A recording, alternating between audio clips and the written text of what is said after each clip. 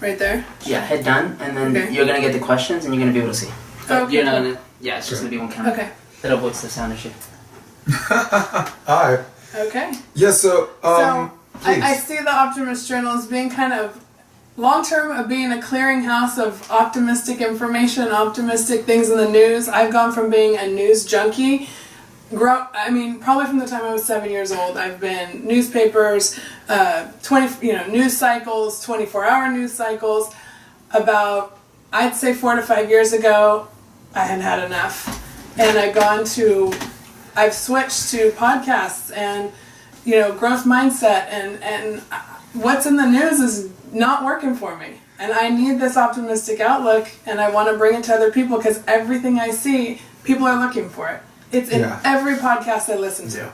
And definitely in desperate need of it in the sense that, I was watching Madam Secretary, and like before they go back to the show and the commercials, high-speed chase ends with a car upside down. Please, tune in at 11. I'm like, no. Christ, it's like this. It's sensationalist. I know, and what I've always said, like after 9/11, when the news ticker started on 9/11. There was that much news coming in. And we needed that as Americans. We needed all of that information that was coming in because we were in such a state of crisis. The 24-hour news ticker never went away after 9/11. So now we're filling it.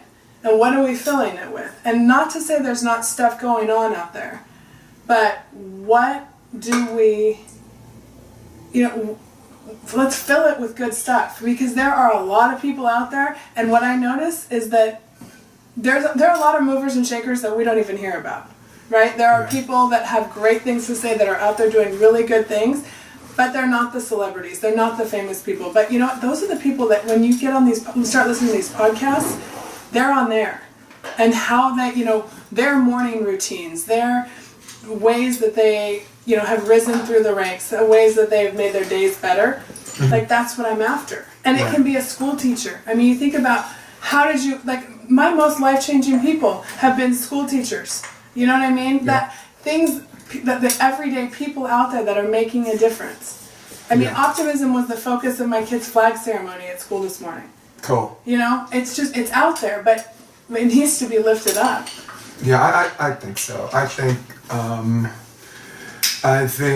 the Optimist Journal, and I saw your show, that little 43-minute thing where you were just trying to you're basically you're saying everything you're saying now. You're it's a rare thing. It's like a politician being on message. Really? Like consistently all the same. And see, I've never been one for attention. But what I realize is that when you're in your zone of what you really believe, it's not hard to speak. No.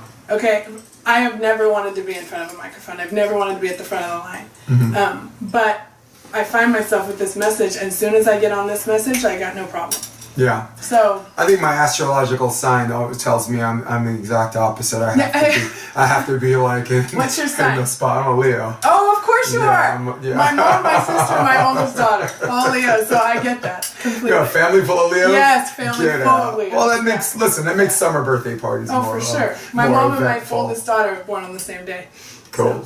So that's your goal. Your goal is about just taking things that's the focus of the Optimist Journal? Yeah, it's taking the universal truths that we learn in life, highlighting optimism, and running them through my daily life, which is parenting, volleyball, fitness, yoga, everything that I love to do, and being so blessed to live here in this amazing community and by the beach, and the water is like a calling for me. So all of these things I run through my blog, and they kind of run through my everyday, and I just am looking for a place to collect stories and help people heal and grow, and while I do the same thing. Yeah. So.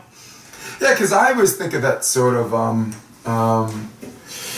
evolution, if you will. Like I'm a volleyball coach. I coach. I'm in California, so if you're not coaching, like 3 volleyball teams. You're not working hard enough. Okay, it's all right. You quit your day job to do that, and be who you say you are. So I always tell my kids that change, becoming better versions of ourselves, absolutely, is not a revolution. It's an evolution, and it is inconvenient. Yeah. These are the words I use. It's Yeah. inconvenient. It is pride swallowing. Absolutely. It is a grind, and the thing I like about this whole Optimist Journal thing, she's got a book too, and we're going to talk about that in a minute. The thing I like about this is that in order for that evolution to happen, in order for for this change to be this journey, should I say, because not the end result, because it's really about the journey, to become better versions of ourselves. You have to have this heightened level of seeing the good stuff, because if the change and the grind is always a struggle, you're just like, oh God, how long is this supposed to last? It's all about forever. Yeah, I'm supposed to feel like this forever. It's all about reframing, right? So growth mindset teaches you that what used to be a problem is just a challenge, right? I had a very blessed upbringing. I mean, I have good parents, fairly mellow childhood. And I always had this feeling like if I'm waiting for I was waiting for the shoe to drop. Like, I've been so lucky. Am I strong enough to handle something tough? Well, as life goes on, tough things are presented to you. Yep. And the first time that I felt that, I had my youngest son almost drown, and I saved him out of the pool. And knowing, you sound like Eric Baranek, man. He was gone, and I had to CPR him, and I brought him back, and the firemen rushed in, and they took over, and I'll never forget the feeling of calm that came over me. Yeah. And I was like, as terrifying as that whole thing was, I was okay. And it was this feeling of like, it was otherworldly, it was faith, it was all those things. And knowing when you hit something that's really hard and you realize you're gonna be okay, it jumps you to a whole new level. And there have been things like that, in the last, I'd say 10, 15 years that just keep pushing me towards that. Yeah. I like that mindset because, listen, growth mindset is something that a lot of volleyball coaches and hopefully coaches of all sports have implemented into their whatever. I've done some work with John Mayer at LMU. Yeah. He's all about that growth mindset. Tom Black was one of his mentors. You got Aaron Mansfield right now at LMU. They just before the NCAA tournament, they upset BYU. Which actually got him an invite. Yeah. They hosed Duke, and then eventually wound up against the train called Stanford. Yeah. Unreal. They were just standing on the tracks. I missed that game back. Like, I walked in the door 3 minutes after it ended. I only saw the next. I saw the next match, but I didn't get to see. Well, I only wanted to see it because I just wanted to see close-up camera shots of Aaron Mansfield, this coach who doesn't get the recognition and the spotlight that a lot of people does, but he's from a volleyball playing and coaching family. The best minds. And he is, where's the camera? Point it at me. He is a savage. This man is a savage. I can count on my top 5 favorite coaches, indoor and outdoor. He's right there with Hugh McCutcheon. He's right there with Mark Dunphy. This man is hardworking, and he blushes a little bit because as a coach, and if you're working that hard, you ain't got time for all that compliment and stuff. You just trying to whatever. So I saw that because I was just trying to get it. I was just trying to see him, and I wanted to see how the camera took him in, and he's down 2-1, and he's got this big grin on his face, and everybody's like, look at him, he's smiling, he's having a great time out there, and this and that, and that's how he coaches. He's an aggressive style coach. He has a standard. I heard him important. Listen, I heard him get into one of the girls or whatever. We were in Hawaii. He was assisting John Mayer or whatever, working with me on the beach. Okay. And we lost to Washington, and everybody was like, "Oh, we learned this, we learned something from that," and they're trying to keep it positive. And he wasn't negative, but he was definitely tough love. He's just like, I have a different standard. Well, I'm sorry. He said, "I'm sorry." I was like, "Whoa," and I was like, the whole time. I'm like, someone, he said it. Someone said it. Tough love. Optimism is not tough, right? No. And optimism is not rose-colored glasses. Yep. And so when I get super annoyed when people say, I'll say, optimist or pessimist, and they'll say, I'm a realist. And I'm like, no, You're an optimist who believes in hard work. Yeah, I mean, that's a realist. Listen, I mean, that a realist is. I understand. No, but I understand the whole realist answer where someone says they're not completely one or the other. Yeah. I get that. Okay, you're in the middle, but be real. Whose side of the middle are you on? Yeah. Okay, not getting into politics or whatever. I'm not a Democrat or Republican. I was a registered independent for a little while. Then I was a Democrat during 2016, and then after that whole thing fell out, which became a matter of record, and how both elections, the Democratic primary and the general went down. I'm now no party preference. Okay. So I'm neither, but I'm not completely one way or the other. Okay, I like my guns and I like my gay people, but where do I lean more? Maybe I lean a little bit more left than right. Yeah. I'm a big fan of if you took the elevator to the penthouse, press lobby and send it back down. Yeah. You're not just about survival of the fittest. No, absolutely not. This form of Darwinism that where the right is going more right and the left is going more left. Yeah, well, that's it's been a little bit more definitive. Yeah, and the world's become so much more polarized. And I grew up in a political family. Yeah. My dad was an assemblyman. He was California Secretary of State. He ran for governor, ran for U.S. Senate. Yeah. We have not, and he's a Republican. Yeah. But he was a different breed than what we see today. It is. And it is I don't even like to get into politics much. Of course, but listen. As long I thought, look, I watched your video, and the biggest thing I got from your video was you dabbed into political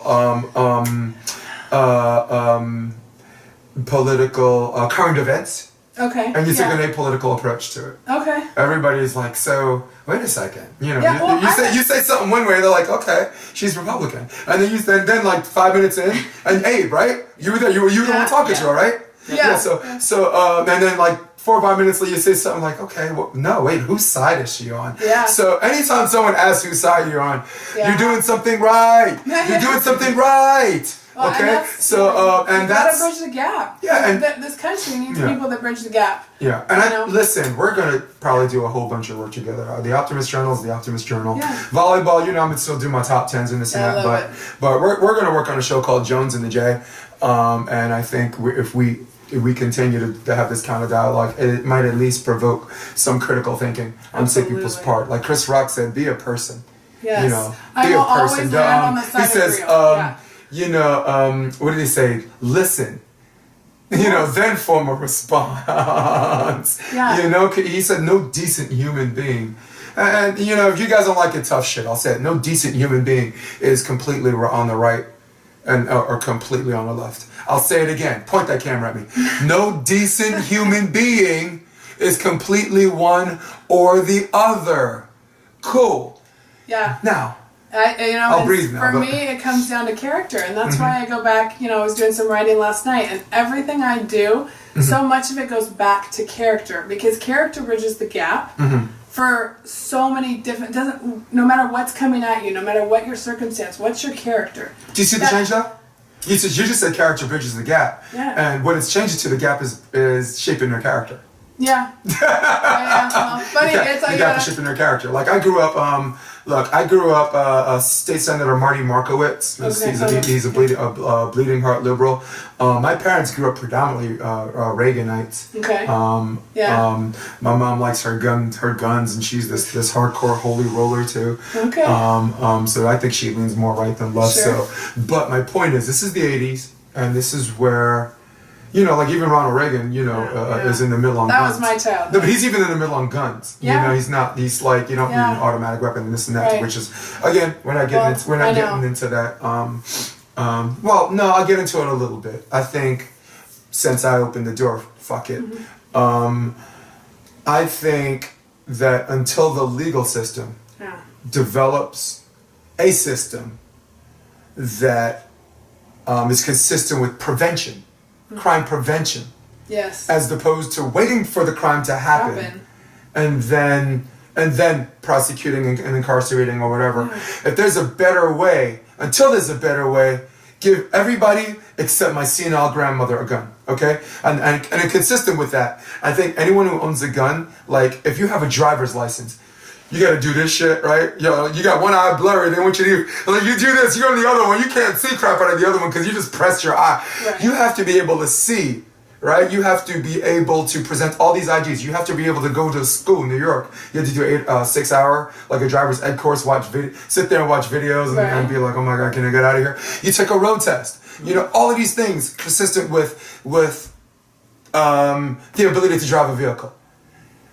Why do we meet in the middle on guns? Why don't we say, okay, you can own a gun, but let's make sure you're not my senile grandma who thought streetlights were aliens. Yeah. Picture her with 2 pistols in her hands, pow, pow, shooting at lights. No, not everybody should have a gun. Just because it's your right doesn't mean it's a good freaking idea.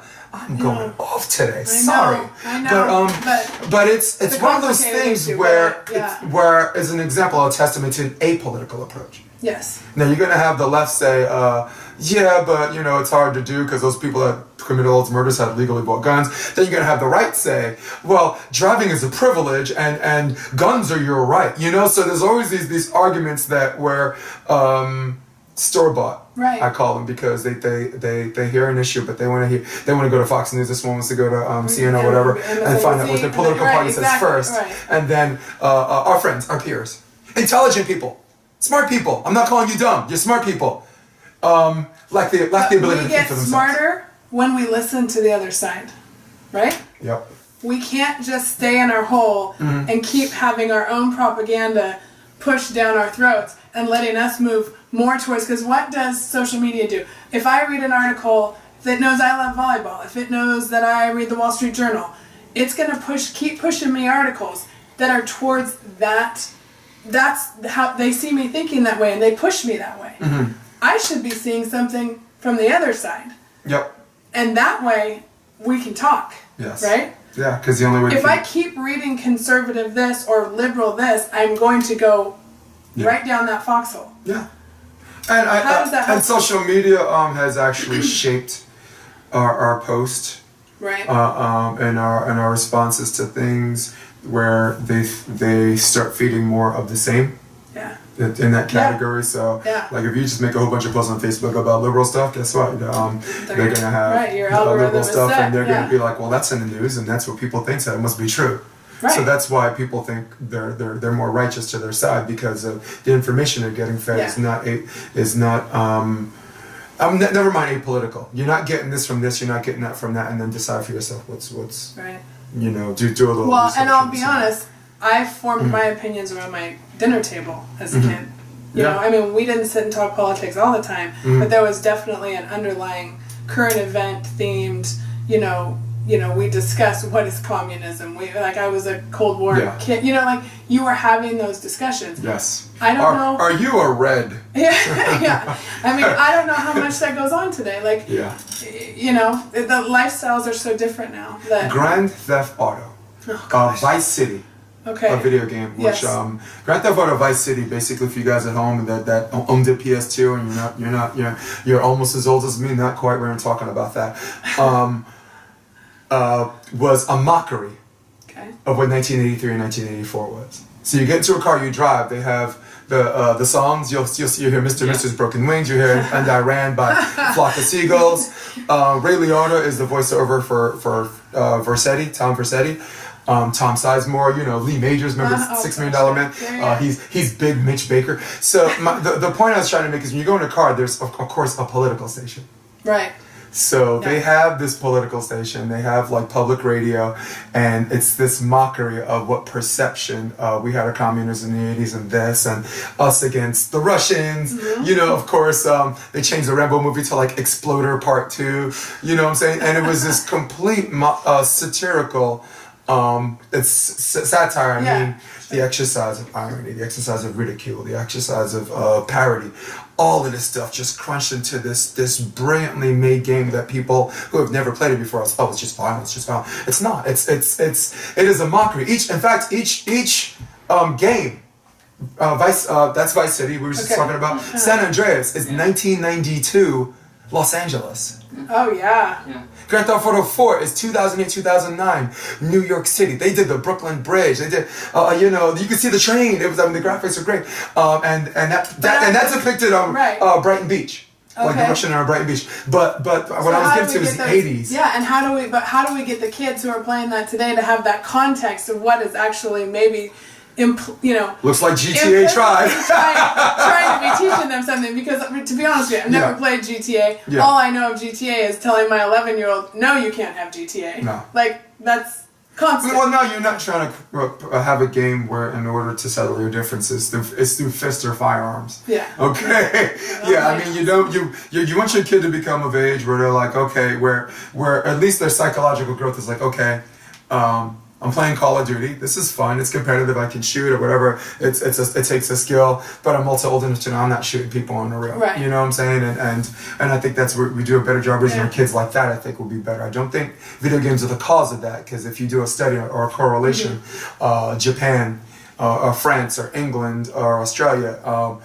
all of these people play video games. And and Japan. If you go to Japan, they're 10 times more violent. I mean, than American games, and they're not shooting each other. Really? They're just not shooting each other. We're the only ones shooting each other, and that for another discussion. Me and you. Listen, our first episode. Maybe we'll put the media on trial, because that's where I think it generates. Yeah. I think as people continue to air the sensationalist stuff, and instills fear in people, makes people want to go another round. Well, if you notice, and I mean, this is just a casual observation on my part, but there is something tragic. Usually it's followed up by something, another event or two, easily, that's equally as tragic. Yeah. Because it's, one idea fed through, and then it's like you said. Soul. It's like you said, 9/11 was an important cycle, and they never left it. Yeah. Everyone's in constant fear. Yeah. Jesus, that's why we need the Optimist Journal, guys. This is why we need this young lady. This is Wendy Jones. You got a book. I do have a book. Abe helped me come up with the concept for this book. It's called 365 Days of Optimism. Mantras for finding courage, confidence, and self-love one day at a time. I've always wanted to write a book, and I have a ton of writing. I have a ton on my blog. Okay. Abe said, you already have a book. And I said, no, I don't. He said, look at this. You already have a book. Abe's like, trust me. So, I went through and pulled out all my writing, and it was a really cathartic process, because what it did was it boiled down my thoughts to 365 quotes that have helped me bridge kind of the gap over the last, I'd say 3 years probably, of this, push towards growth mindset and a shift in my life. And, I'm thankful for that. I have an ability to process information and kind of boil it down into, a small takeaway. Yeah. Like every time I write, when I get to the end, I go, this is what I was trying to say. And I will, and that's what this book is. So it's a quote a day, and I hope it helps people. When I read through it, and I've obviously done a lot of editing, it excites me every time. It's from what I've seen and what I've read, it is a psychological diet. Yeah, a psychological exactly. diet for your lifestyle. Yeah.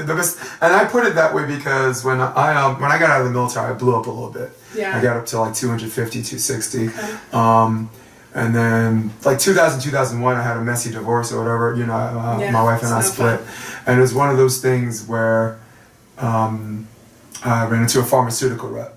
Who was a personal trainer, and I told her how many push-ups a day I do, how many sit-ups, and this and that, and she's like, what are you eating? I don't want to hear that. What are you eating? Yeah. Shame, you're eating that. Shame, you're eating that. What do you like? I like that. You like that, and you're not eating that? Shame, shame.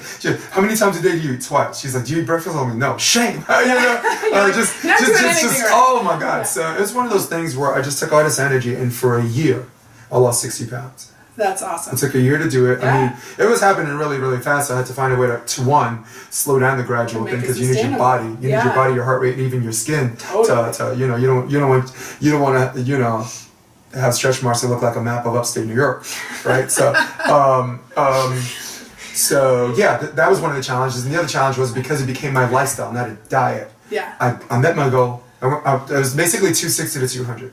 Because my nice walk around is weight is 200. Yeah. Right now, guys, for the record, right now I'm like 210. 200 is my comfortable volleyball playing weight or this or that. Yeah. But because it was my lifestyle, I kept losing. Got to like 187, and I'm like, okay, I gotta figure out how to change this shit up. So, but my point is, my friends saw me just evaporate the weight, and I looked happier. Sure. I just let my hair grow, my vertical jump got, I was the Jason that played in Germany, that played professionally in Germany again. I was killing it, played with set for Balmesa, set for a team that won nationals twice, so adult nationals, so kids, watch yourself. Yeah. And so I take that and I translate into, I'm like, I wish somebody had something so we don't gain all this weight on our mind and our psyche. It's so true, and everything. And we don't have an unhealthy metaphoric eating of our mind. Yeah. I mean, what you put in, I mean, it's your mindset, right? I mean, what are you reading? What are you listening to? What do you watch? Those things, it matters. Yeah. And I have a list of books that I would love to read, and this also goes, but my lifestyle, I read every night, but I fall asleep pretty quick. Okay. And I would love to just go sit and read for like days on end, but that's not my life right now. Yeah, well, I hate reading. I'm not. Come on, man. Okay. Not the egalitarian thing to say, but the last good read I was Unbroken. So you're good. Which is an awesome book.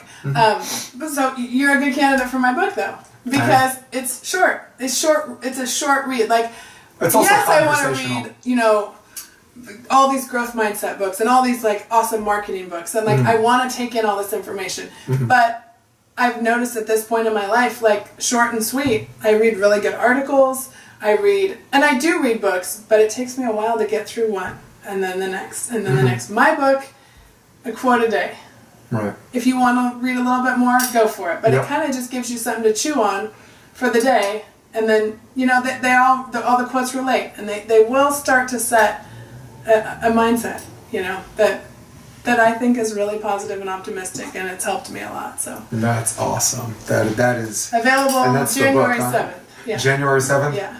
Good. So I get to go to the boys classic or whatever, that big tournament in January. That 3-day thing. We're in Anaheim. I'm not driving back and forth anymore. I'm driving back and forth now. Yeah. But I told Duncan I need a hotel, man. Yeah, you can stay at the Hilton. Yeah, because it's double pools, right? And it finishes late and honestly, I like to watch video. I like to, see where we whatever, and just break down video and just go to sleep and get up. Yeah. It's a good workspace away from home. For sure. Like, see this command center? It's amazing. I mean, how much actual work do you think I get done? I don't get any work done here. Sometimes I gotta go to Starbucks, dude. No, I know. Yeah, guys, if you're like one of those people who the only way for you to get work done is to have people around you, but they gotta leave you to F alone. Starbucks. We're Starbucks people. Yeah. That's why people are on their laptop at Starbucks, because they need this environment where it seems everyone's in motion, but at the same time, I'm busy. Don't talk to me. So, wow, 365 days. Yes. Is this kind of the time where we go from 365 days a year to 1,440 minutes per day? Yeah, which is the concept that I love it, Yeah, let's, we'll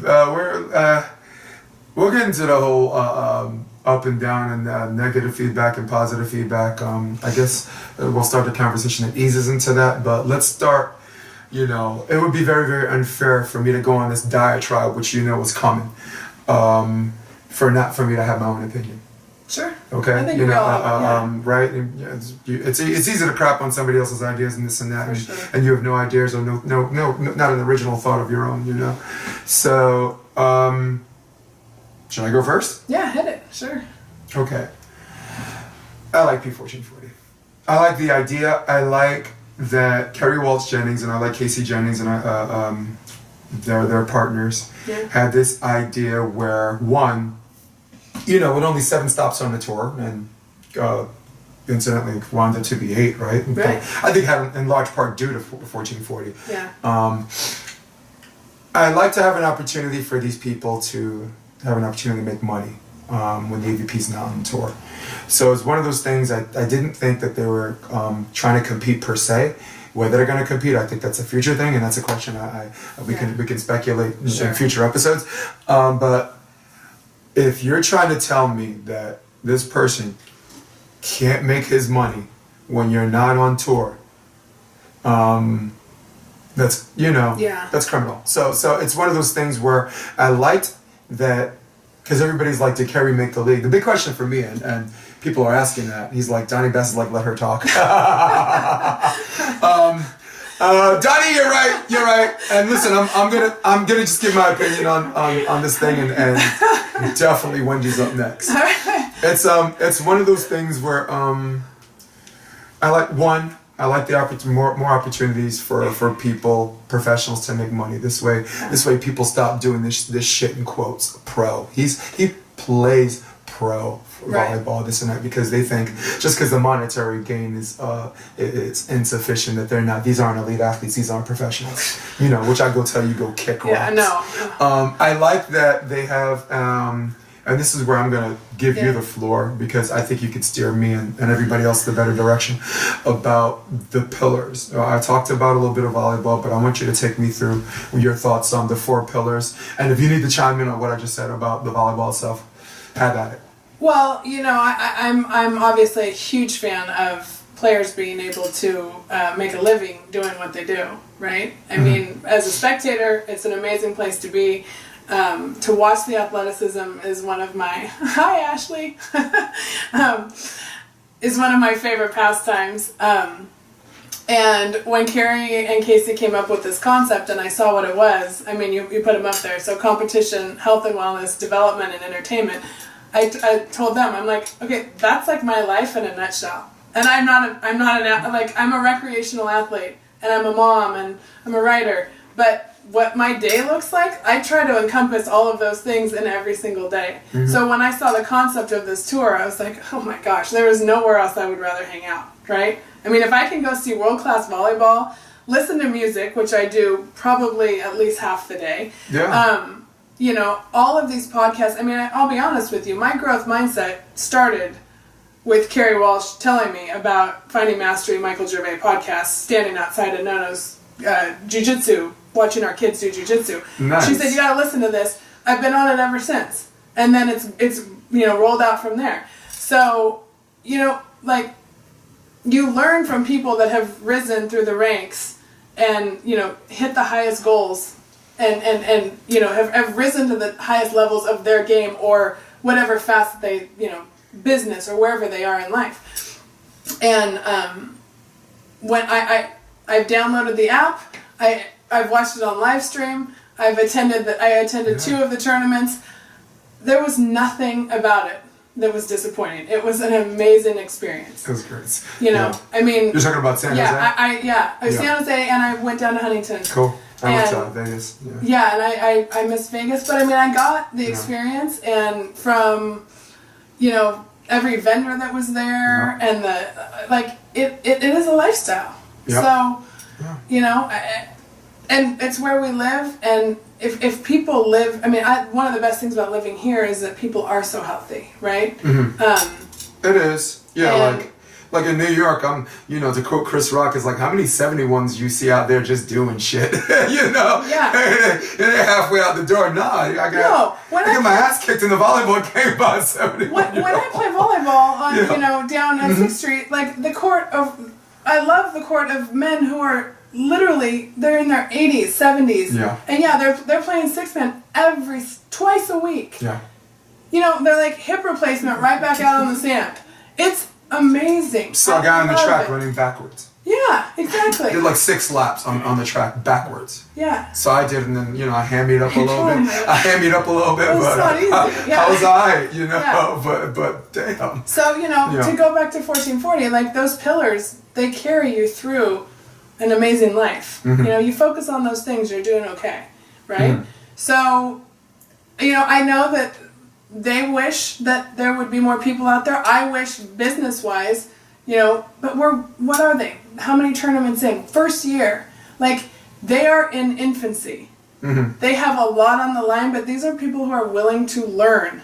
Like, every time you have an experience, you get an email that says, what can we do better?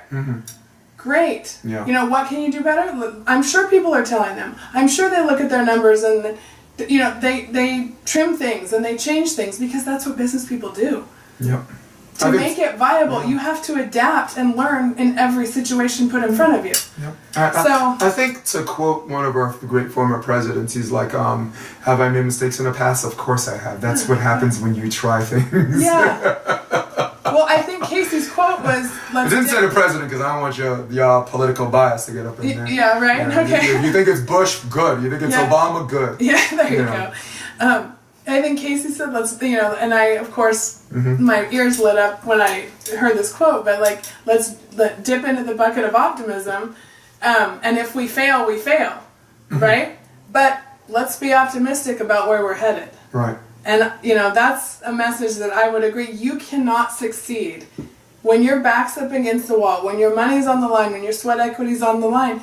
You don't have time for naysayers. Like, you have to use all of your energy to get across that finish line, to even have a chance of getting across that finish line. Thank you. Thank you, Rich. Yeah. The podcast we're about to talk about in a minute, Rich Lamborn, because I'm keeping it optimistic at least for now. Talked about one of his players, and I think he might have been talking about Sullivan or someone. He says, "You don't know if you don't go." And that's cool. And that's, as a volleyball coach, that's what I teach some of my kids. I teach them, like let's say a kid takes a playoff to the ball that she doesn't think she can get at, and I come up to her and I'm like, so what percentage? And she's like, what do you mean? I'm like, what's the percentage chance you think you actually have of touching that ball? And I'm like, 20, 30. She's like 30. I'm like, 30? She's like 30. And I'm like, okay, cool. What is the percentage if you don't go at all? Yeah. 0.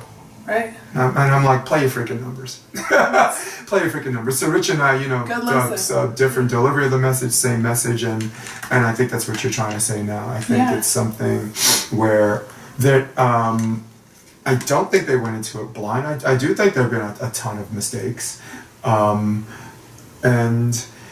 only time will tell. Yeah, and absolutely. Time will tell. I mean, if someone thinks, okay, time will tell, but it don't look good, that's fine too. But let's not pretend that that is the sentiment of everybody, and let's not pretend that the sentiment of the majority dictates the future direction of it. That's and for people we fall into this bandwagon fallacy that just because the premise is popular that it has to be true. That's not. People need to be careful about that. And for people who love volleyball, and I love volleyball, and my kids are coming up. You live it. You breathe it. I play every week. My kids are coming up, learning. One's going to college to play beach next year. My junior's going to play volleyball somewhere, most likely in college. And I have a 13-year-old just started in the club league. So, anybody that loves volleyball knows there's more space for people who love volleyball. Now, can we grow that? I think that's the idea, yes. And when you bring in those other pillars, I think you gain more people. However, marketing it's an art, right? So how do you get those people out there? Yeah. Right? She's good, people. She steers me. She drove the car this direction exactly where I wanted to go in this conversation. How do you get people out there?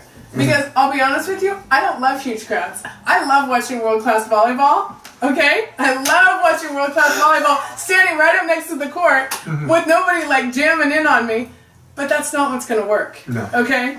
So I'll take it while it lasts because I'll be out there watching. But we need, I posted a picture on one of my blogs from Fresno. The AVP came to Fresno in 1990, I think. Okay. 35,000 people. Yeah. Because it was Fresno, we built this amazing facility out on Lost Lake. And they were kings. And there we go. Travis Mueller. They were kings. You get your ass on my show Friday, please. Thank you. Next Friday. So, it's possible, right? We can attract that. The sport can attract that. Absolutely. I think... But it's a different world of marketing these days. And that's where I was going to, and because that's where we have to be a little bit of a realist, but not at the same time not Debbie Downering P1440. We can make a small list or a big list of what I think they need to do to. I think Kevin Barnett was talking about this. It has to be. You have to be able to survive it. Yeah, Fort Myers. Yep. Yeah. You have to be able to sustainability was one of Kevin Barnett's concerns. For all right, even though he did a terrible job conveying that. He eventually got to that when Casey got on the show. Yeah. But and big time sponsors are an issue. You've got to have those. Turnout. Listen, I'm not a business person, so I'll preface my comments before saying that before I say what I'm about to say next. Sure. Definitely, I'm giving you the rest of the floor on this. If I'm a sponsor, let's say I'm Nike, or let's say I'm just a great proctologist, right? You want to check that sign there, center court, right? I got these two fingers, all right. So let's just say I'm a sponsor, right? Yeah. And I'm like, yeah, I'll sponsor your event, and I get this nice little section. Or let's say I just got a nice big billboard, right? Yeah, you know, come to us. I'm your man, you know. So and let's say nobody comes. Nobody sees the billboard. Nobody sees the no one sees the advertisement. And at some point, I'm not going to sponsor them anymore. I'm spending money. I'm not getting any business or whatever. And I think beach volleyball has a market problem. Beach volleyball in general, and I think P1440. I don't think it was like DJ Roche and Lambert who was pretty neutral. He was just trying to be or whatever, and even Kevin Barnett in many instances. I don't think that they were trying to be unfair to P1440 exclusively. They only talked about P1440 because the subject of that particular company came up. But that's not a P1440 problem. That's a beach volleyball problem. Okay. Right. And when you compare it to other sports, I mean, is it because we're talking about individual athletes and that teams change and there's no franchises and like there's less maybe to grab onto and the grassroots nature of it has always been what's so amazing, right? Because I've only read a little bit of Travis's book, but like the concept that you have athleticism, get out here and grind and you can rise through the ranks like there's nobody stopping you, which to me is part of the appeal. It is. I love to watch, these teams like come up and these young guys like cranking away and trying to live the dream, right? Yeah, it's why I do the show. Right. It's why I do the show. But like when you think about the NBA or the major leagues, like those guys are going through a very developed pipeline, right? So we're raising up stars. There's franchise. I mean, the Lakers are the Lakers, right? Whether LeBron's there or not. Now you get excited when he comes, but they're still the Lakers, right? So you have like different platforms to market on, right? Versus these individual athletes that are they going to play in this tournament? Are they not? What are you hooking into? What is their brand? Right? Yeah. I don't have the answers. No, I think everyone that's actually spoke about this, the frustrating thing is. They don't have the answers, and they're frustrated. They'd like to have the answers. Kevin liked to have the answers. DJ Roche, who I actually like that guy a lot. I grew up in New York, and I love and I know a lot of DJs or whatever. And he's actually pretty good. I give him a B+. He's really good. And for the beach events, he's basically it. So that he's A+ level. Well, I've had a ton of fun. He's A++ level. So yeah, I agree with you. I'm the guy trying to come on. And that wasn't a left-handed compliment. I'm just, if you grew up in New York, you know DJs. There's levels to that. And he's up there. But I think that what they're trying to do, like you say, is trying to help Carrie and trying to help Casey and tell them that this is a problem in the AVP that led to them being bankrupt twice. This is a problem AVP suffering. Kevin alluded that they're borrowing money from India volleyball I heard all that. And what are you going to do about it?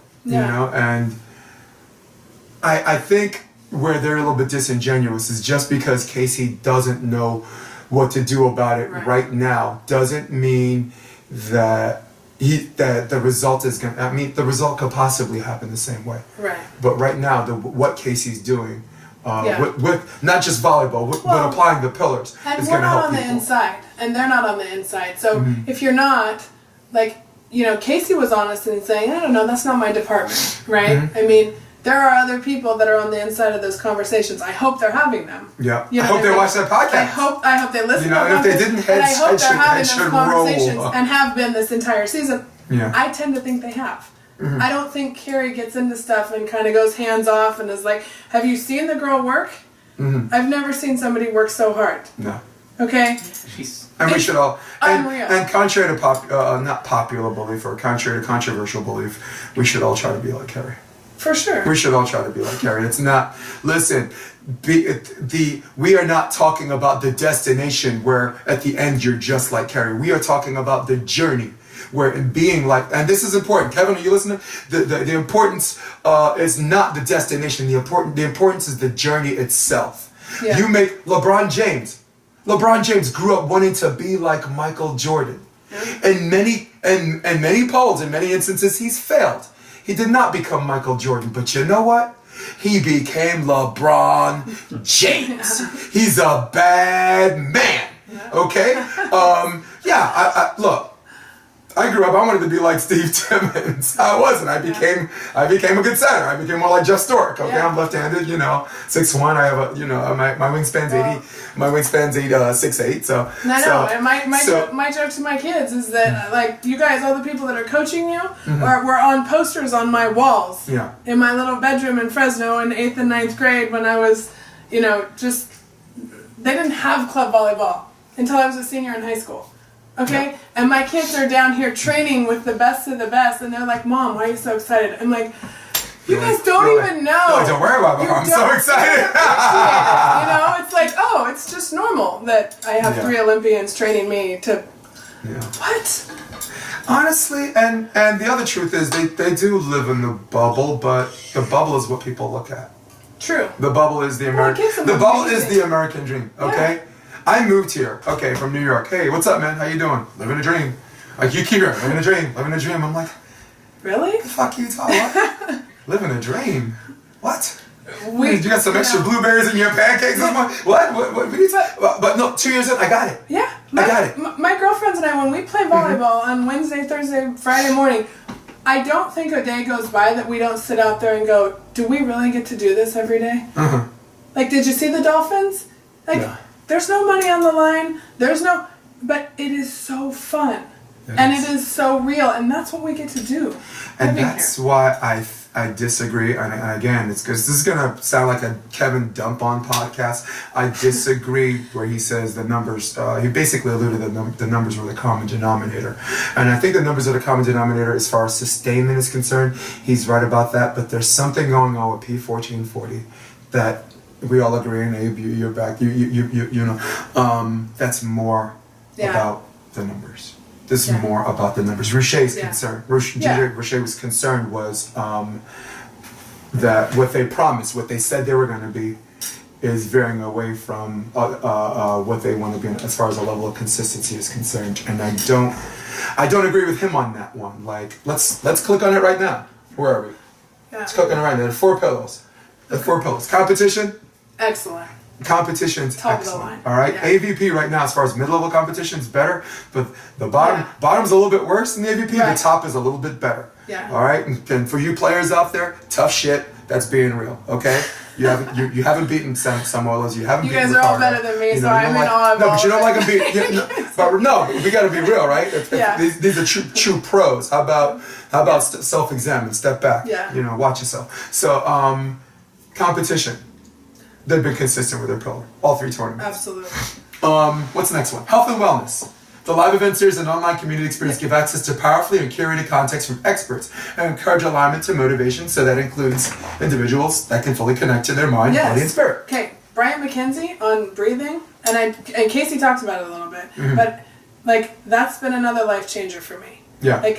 I have a son who is on the autism spectrum. When you realize what shallow breathing and how breathing activates our nervous system, I learned so much of that from Brian McKenzie, who I met through, listening to the stuff that Carrie puts out there. Okay?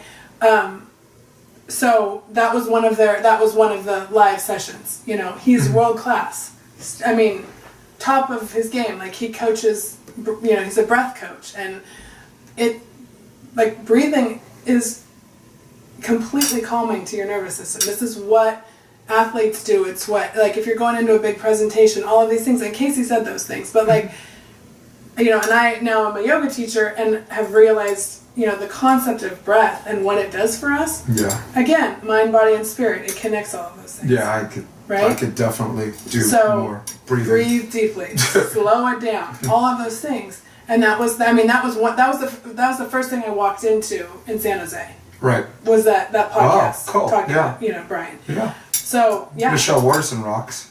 Yeah. Oh, and mixed martial arts star, former UFC, current UFC competitor, the Karate Hottie. Yeah, yeah. She has a documentary called Volleyball Moms. Yeah. I believe. I didn't know LeBron James helped produce it, but that's what Casey said. And her rise from like a smaller promotion. She fought at a division called Atomweight, which is 105 pounds, and the UFC doesn't have one, so she has to move up to 115. So there are a lot of girls who are cutting weight to make 115 who are coming to fight a little bit bigger, because it's 24-hour rehydration period from when you weigh in and when you fight. And for her, but for her to compete with some of these girls, Paige Van Zandt, this person, that person, she won a very close split decision her last match. And a volleyball mom, she definitely something her kid could be proud of. For sure. I mean, she only got like beat up once, and right now that was the girl that became who is now the current champion, Rose Thug Namajunas. Okay, so loved having a Karate Hottie there because she's about health and wellness. She's about meditation, yoga. She's about I guess the expression through martial arts, not mixed martial arts. And that's the thing. Arts. All of these health and wellness, they translate through so many different forms, right? Cool. So yes, I mean, completely represented. Third pillar.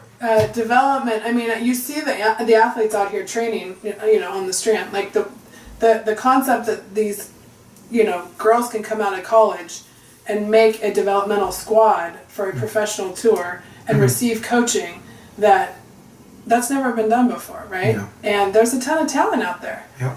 And now you're getting the first crop of girls that have come through collegiate programs, right? Yeah. All the way through.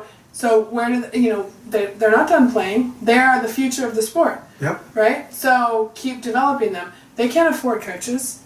I mean, in a lot of cases, maybe, sometimes. I was going to say, in this bubble they can. Right. Again, don't get me started. Do not get me started. That's a whole other topic. Like, damn, you look rich. Yeah, I mean. $50 an hour. But, the truth is, the difference in first, second, and third, and 9th, 10th, and 11th is a good coach. Yeah. In a lot of cases. Agreed. Because we're dealing with super good athletes. Yeah, and I also have a new respect for the mixture of player coaches and coaches because when I had a problem when it's like player coaches, they have this mindset where like if they don't have a problem doing it, they shouldn't, and that's what a lot of professional players who coach who don't have real coaching experience, they get ideas from people and they're like they apply it to their own game, and that's where I think they make a mistake. They're professionals, right? They're elite athletes.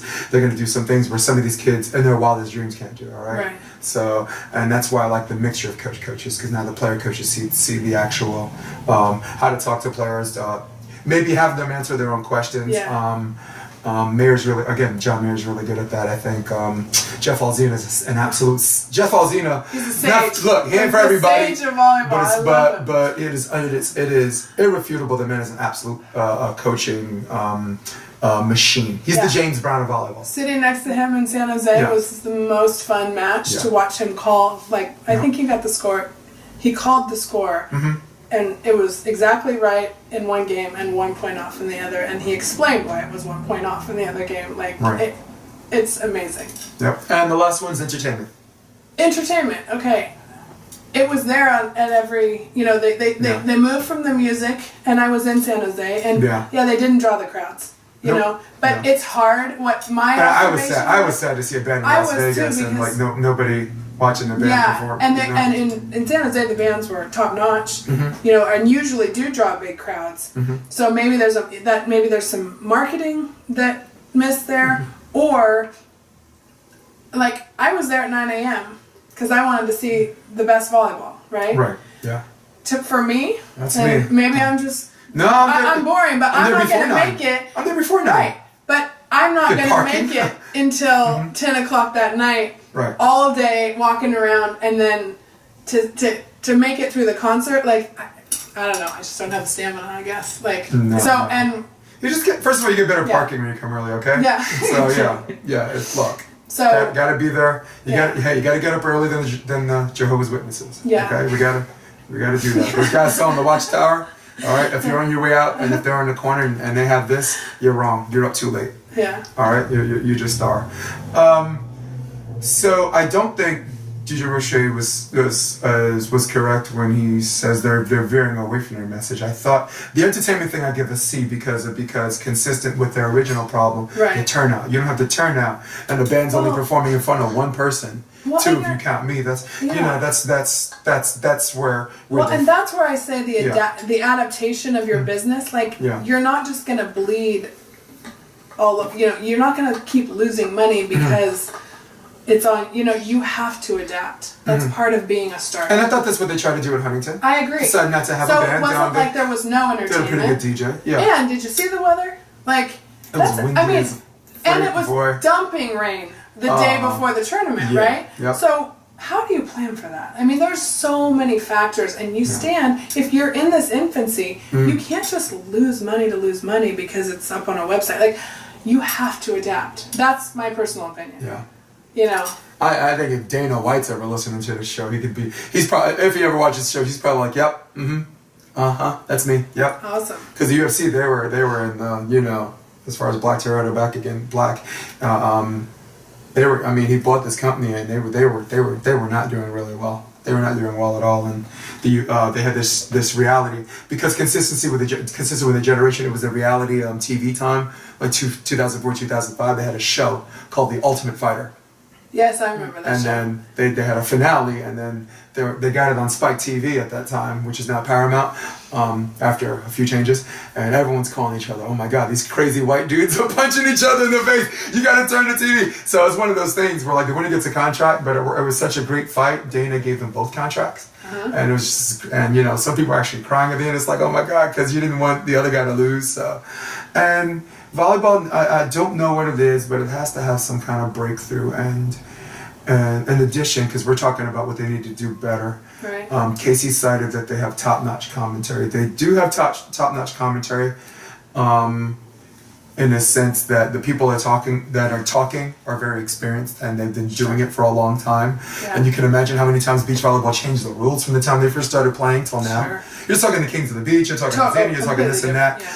But, and this is where my critique comes into play. And there goes that camera. My critique comes into play because I think they have an old person problem. Yeah, okay. I think the people who are talking about it are reflecting on things that don't transcend two generations. It only transcends one. I can appreciate that. Maybe. Yeah. One. No, my kids do not get super excited about the Hey, do me a favor. In that bag, in that zipper, that leather bag, there's no, that small zipper. Small zipper, there's a battery in there. So it slips out. You could just push that bottom thing in and it slips out. Push that bottom thing. Yeah. Or you could just take it off. That thing takes off. So I think, and this is important, that's why I want to make sure that camera's working. Alright, as soon as it turns on, we just press record. It's just going to show her face, like the screen, and then a battery will pop up, boom, now press record. Oh. There we are. Good, because that's the part I didn't want to miss. And honestly, you're zooming. I'm sitting there doing all the blabbing, so thank God we didn't miss anything. But sooner or later, gotta let this girl talk, right? Ain't that right, Donnie? They have an old person problem in a sense that they're talking in a way that doesn't transcend to this current generation, and that's where they need to change. Yeah. That's where they need to change. Yeah. And how do you... and Casey got a little bit defensive about that. Here's the thing. Because Kevin Barnett or whatever, they're commenting on the AVP, and we're going to wait a whole other episode before I go off on their commentating. Yeah. There was some... listen, they shouldn't talk because they tried this new thing on Amazon with new commentary teams, and it was lumpy, and there were definitely some instances where I watched it on mute. Okay. Well, so I land on the side of wanting to hear. I love to hear technical breakdown. Like if I'm listening to Alzina talk about beach volleyball, like I want to learn while I'm like. I want to learn the game while I'm watching. But that's my mindset. Right? Of course. I like. Then you have one guy that does that, and maybe you have a setup guy. Yeah. They had two technical breakdown guys. Sure. And I'm also a storyteller. So I think if you're going to bring in the older voices.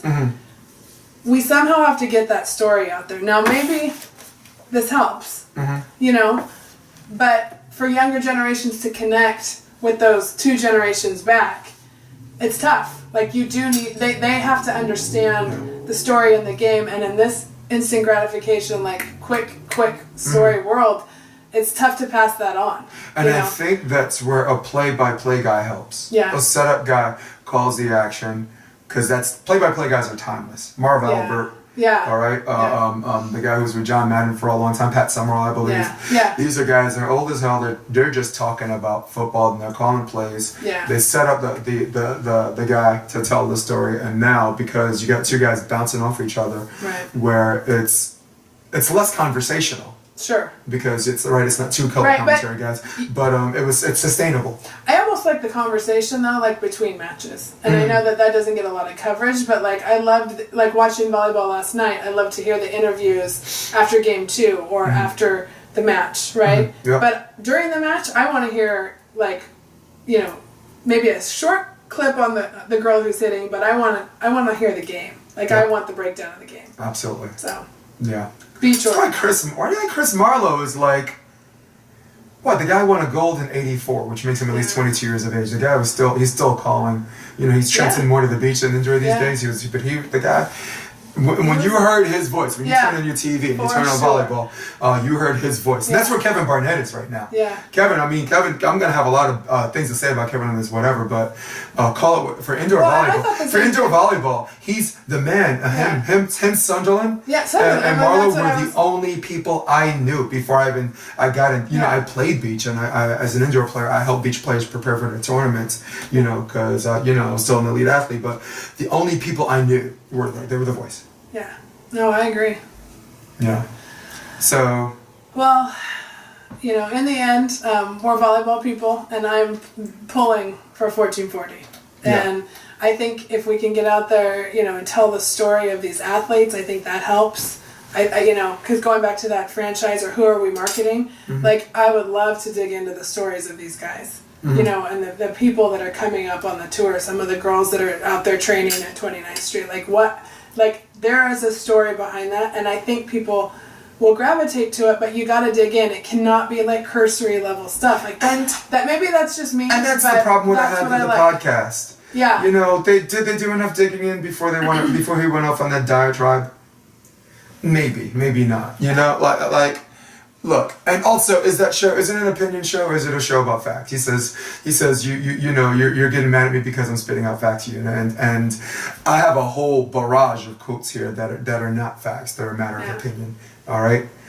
Before I say what I'm going to say next, I will say that I'm glad to have the conversation. It was necessary for them to go back and forth. Many people are going to agree with Kevin on this, and I already talked to a ton of people who agree with Casey on this. The way they conveyed it was cringeworthy, right? Tell me you didn't do this a little bit. Yeah. You did a little bit, yeah, for sure. I don't know if he said that right. Kevin, why you gotta be a dick though? Yeah. Why you gotta be a dick? So it's one of those things where you're talking back at the TV, you're just glad you're not in the conversation. But since I'm opening my mouth now, I'm throwing myself in the conversation. So, because I don't give a damn. But so it's one of those things where. Don't say all you're doing is spitting out facts when everything you're doing is forming an opinion generated by facts historically that are not logically connected to whatever. All right? Yeah. It was cringeworthy because neither one of them were debaters. True. Kevin Barnett has the gift of gab. His articulation is whatever. His mom's a voice coach. The man took it seriously, and his voice is the product of the hard work he put in. Casey Jennings wears his heart on his sleeve. So some of these things he's speaking off the cuff. It's not. It might seem like he's being defensive. It seems like he's attacking back, but it comes from this real and self-honest place. I would agree. And you put the two of them together with very little to no debate skills, actual real debate skills. Sorry guys, nope. Kevin, you talk nice, but you're not a debater. No, there are levels to this, okay? And Casey, you're not either. What the hell? So it's one of those things where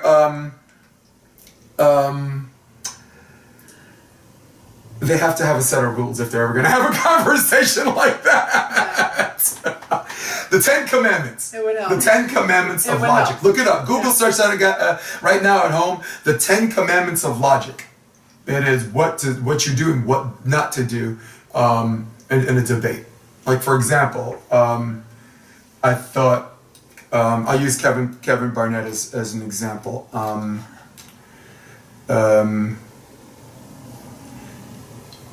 Basically, Kevin said that, or him and DJ Rush basically said that, his complaint was you didn't say anything positive. Casey Jensen, you didn't say anything positive. He's like, well, they made this illogical leap that I'm not going to say the show was great. I'm not going to say this is great if that. I'm paraphrasing. I'm not going to say it was wonderful when I thought there were things and whatever. And nobody's saying you have to do that either. No. That's the illogical leap that you have to. That's called being a false dichotomy. The false dichotomy is when you narrow your argument only to two choices. Right. You're either all the way over here, or you're all the way over there, and it's impossibly neither. Yeah. It's neither. And I didn't think that was fair. And I also thought that he, TJ Roche says, so what did I say that was bashing P1440? Nothing.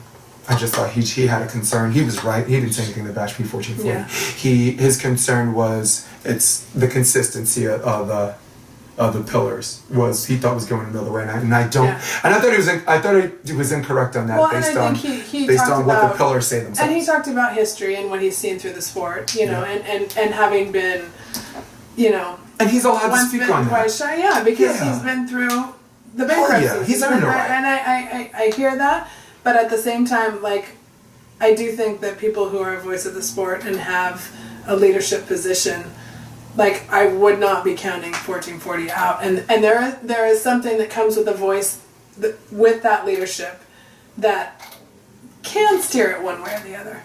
I'm not saying they don't have control over what happens with 1440, but, are you a proponent? Are you on one side or are you the other? Is this AVP versus 1440? Or are we all volleyball fans wanting to grow the game? Mm-hmm. And in the end, I want to hear leaders say we want to grow the game. And and when you're not on the inside of the meetings, I guess, in these frameworks we can ask questions, but in the end, there's still plenty of reason to pull for 1440. Right, definitely. Good. Wow, you just saved me a whole tongue lash, and I was optimist.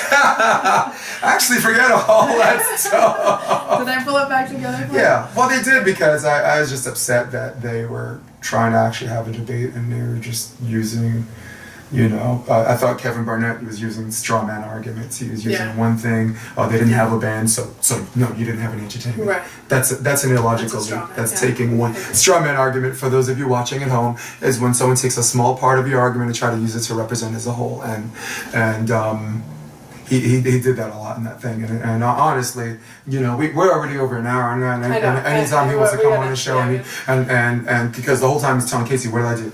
All I did was spit facts. Tell me what I did wrong. Tell me what I did. I'll tell you. Just getting started. This is more about her, but we got into P1440. No, I love talking volleyball, and and we can leave this for another day. We can wrap it up. I mean, we've been talking for an hour and a half, I guess, right?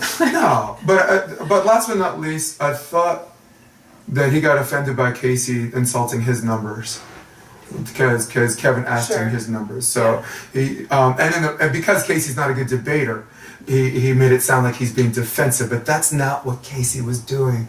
Casey was trying to tell him, what are your numbers? You've been doing the show for 10 years and your numbers aren't good.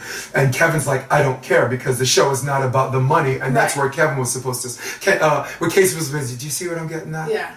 For the love of the game. When it comes to me, the numbers are the bottom line, but when it comes to you, it's the love of the game. Right. You're asking who am I? The question is, who are you? So I get where he was trying to go, and I don't know, he just looked mad. Yeah. He looked mad. I mean, Kevin looks mad all the time, but he looked mad. Oh my God, that's like his work face anyway. Honestly, that's Kevin. This is Kevin smiling. No, I'm playing. Come on, you know what I'm talking about. He's and everything I'm saying about Kevin, look back on all of his indoor things. He'll go off on these spiel about rule changes with Paul Sunderland, these FIVB events. He's just going, man, he's just like, this is what I hate, and this is that. And so it's not like the way he says something and the way he phrases it, and he goes on this emotional thing, was something new that was exclusive to P1440. And that's where I think Casey needs to chill. Yeah. That was Kevin being Kevin. Yeah. But where Kevin needs to chill is, just because you're like that, doesn't mean someone can't call it what it is. Sure. You know, if someone says this is how I talk or whatever, and this and that, and that's why they accept it. But if it comes off a little douchey, and then someone says you're being a little douchey, don't be insulted. Yeah. If that's who you are, right? Right, If you brand that as a badge of honor, don't be mad when someone honors you. Yeah. You know, Yeah. So I will always land on the side. Damn, did we get out of that okay? We'll find out. Yeah. Yeah. So tell me about when your book's out. January 7th. January 7th. Yes. Cool, and, man. You can pre-order it on my website. What's your website? theoptimistjournal.com. Mm-hmm. I think there's a link on my Instagram too, which is The Optimist Journal, or at The Optimist Journal. And yeah, I'm excited. I am Thanks too, for letting me talk man. about it. Oh my God, you and me are going to talk about so many other things, Cool. but we're definitely going to come back at this because when people start buying it, they're going to have questions about that. And I think what I'd like to do for our little thing is we're definitely going to have the last 10 minutes and just anyone who has any questions about whatever. Yeah, I'm going to throw something out on my blog this weekend about this. Man. So, yeah, for sure. Oh my God. Yeah. Wendy freaking Jones. I wish I could do like a time frame. I just want to make sure I didn't spend like right now we're going an hour and 15. I didn't want 45 minutes to be P1440. It's just that you're a volleyball person. Volleyball's your life, right? Your kid actually plays for Kevin or with his son, right? Your kid plays with Kevin's son. So the two sons play together. So you know it's personal but not really. And Kevin and my sister are friends from college. So I don't know Kevin as well, but yeah, the boys play together. So that's why we got into it. And I breathe this sport. I've been in this sport since '88. I was inspired by the '88 team. Yep. You know, Me the too. indoor team, which Posters I on think my walls. remains like the best team ever assembled. For sure. So, I wanted to be like Steve Timmons. Yeah. You don't want to see what's under this hat. This is a kinky afro. Trying to get this afro to have spikes. See what's I remember running into Karshkarai at the Tokyo airport when I was 14, and it was like one of the best signings of my life. You know, you get starstruck. Such a goofball. You get starstruck. With my whole little volleyball team. Yeah. Listen, I am from Brooklyn, New York. Okay, I spent a lot of time in Manhattan, whatever. You see Jay-Z walk by, you see Madonna, you know, she might have a bodyguard. Right. Oh, that's cool. Oh, shit, Sting. Whatever. Man, I saw Jeff Stork. Yeah. I was working at LMU with John Mayer. I was the director of operations, and I saw Jeff Stork. It's good stuff. Yeah. I'm with you. I saw Jeff Stork, and that was it. Yeah. And I lost it. All right, well, apparently we're going to use the sound on that camera. It's the only one left. And that's it. We're ending this live. We're ending this live. Good times. We're going to do that.